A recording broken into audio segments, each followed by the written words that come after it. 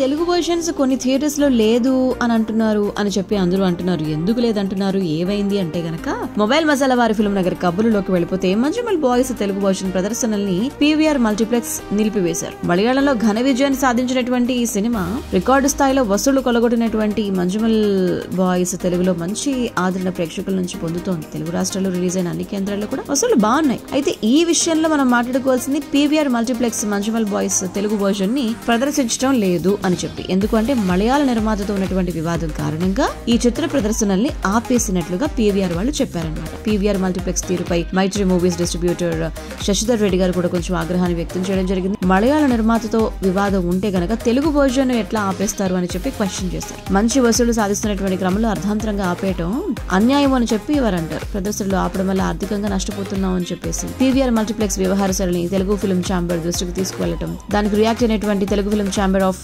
Commerce PVR multiplex తీరుపై నిన్న ఒక ఇంపార్టెంట్ మీటింగ్ ని కూడా ఏర్పాటు చేయడం జరిగిందట.